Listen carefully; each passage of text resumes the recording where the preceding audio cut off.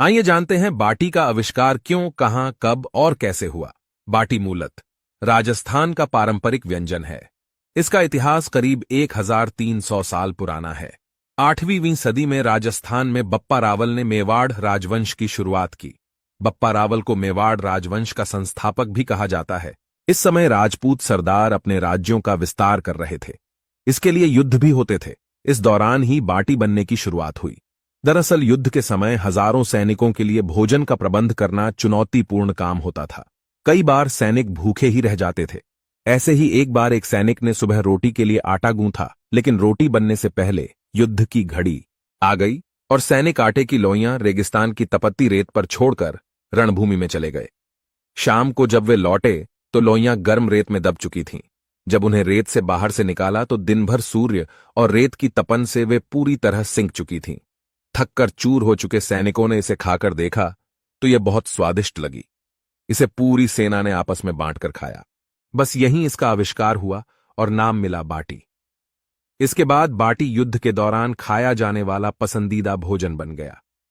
अब रोज सुबह सैनिक आटे की गोलियां बनाकर रेत में दबाकर चले जाते और शाम को लौटकर उन्हें चटनी, अचार और रणभूमि में उपलब्ध ऊंटनी व बकरी के दूध से बने दही के साथ खाते।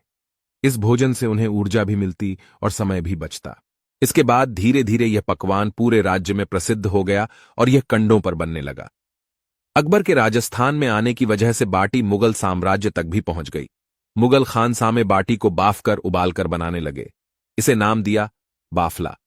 इसके बाद यह पकवान देश भर में प्रसिद्ध हुआ और आज भी है और कई तरीकों से बनाया जाता है। अब बात करते हैं दाल की।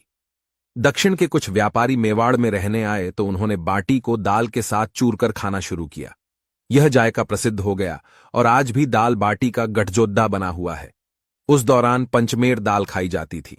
यह 5 तरह की दाल चना, मूंग, उड़द, तुअर और मसूर से मिलकर बनाई जाती थी। इसमें सरसों के तेल या घी में तेज मसालों का तड़का होता था। अब चूरमा की बारी आती है। यह मीठा पकवान अनजाने में ही बन गया।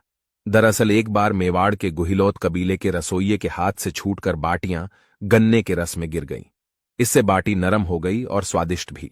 इसके बाद से इसे गन्ने के रस में डुबोकर बनाया जाना लगा। मिश्री, इलायची और ढेर सारा घी भी इसमें डलने लगा।